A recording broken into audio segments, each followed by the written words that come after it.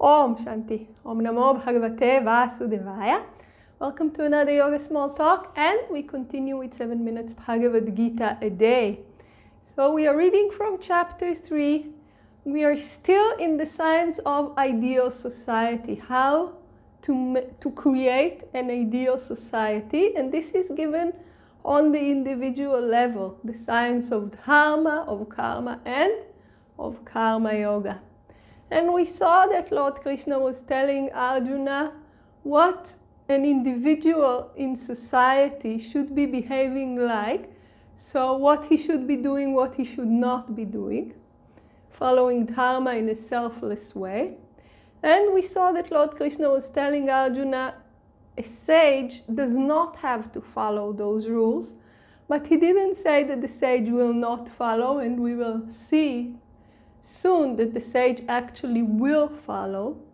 And then Lord Krishna was telling Arjuna, for you, Arjuna, karma yoga. Again and again and again he's saying this, and again he's saying, but don't worry.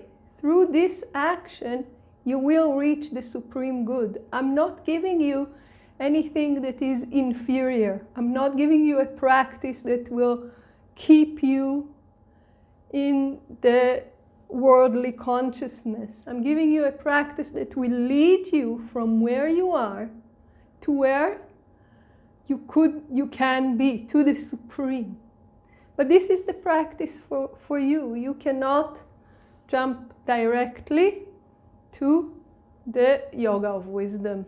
And here we have a reinforcement. Verse 20. Janaka and others attained perfection verily by action only. Even with a view to the protection of the masses, thou shouldest perform action. And Swami Shivananda is telling us that Janaka and others had perfect knowledge of the self, and yet they performed actions in order to set an example for the masses. They worked for the guidance of men. So this short verse is a beautiful conclusion to the previous discussion and a lead to the next discussion. Janaka was a king, but he was what is called a Raja Rishi. He was a king who was also self-realized.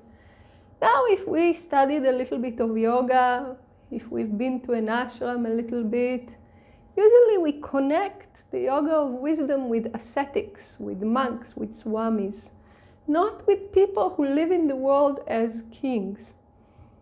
And yogis tell us, yes, it is much, much more difficult to reach the highest level, meaning to master the yoga of wisdom from the world.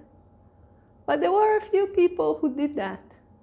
And King Janaka is a very, very famous example in yoga scriptures, because he was a very well-known king who was a righteous king who was doing all the duties of a king, and at the same time he was also a self-realized person.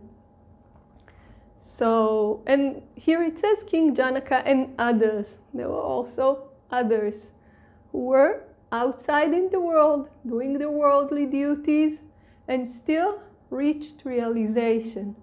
So just by way of recommendation, if you would like, there is a very, very beautiful book of Swami Shivananda called The Life of Saints. It's not available for free online, but you can order it. It's also available in many Shivananda ashrams, and of course from the Divine Life Society. And there is a description of the lives of many saints. And you can see that many of them were not renunciates. They were living in the world. They were householders. And yet they reached the level of saints. Why? Because they had this inner yearning, inner realization, and they followed. Swami Shivananda said, live in the world, but not be in the world, but not of the world. Meaning you can be in the world, even if you renounce. Nowadays, you're in the world. You have cell phones, you have internet. Most most likely you will be doing a lot of karma yoga. Will be in the world. But will you be of the world?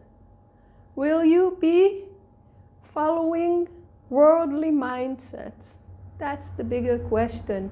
So Lord Krishna is telling Arjuna, even kings who are living in this world and doing so many actions were able to reach the Supreme. So, in other words, what I'm telling you is not this distant philosophy, not some theoretical ideas.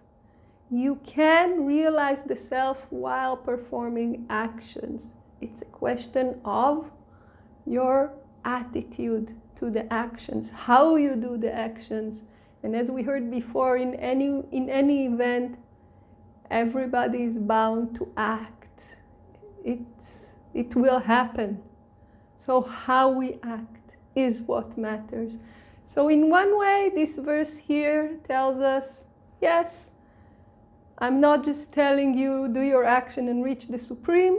I'm also giving you concrete examples. And I'm telling you, with the view for the protection of masses, you should perform actions. This is the second part. The second part is, okay, first I told you about yourself. You will act, you will follow your dharma, and then you will reach the Supreme.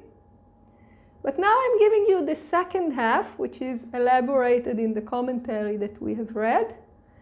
You should also do it for the protection of the masses, to protect everybody else.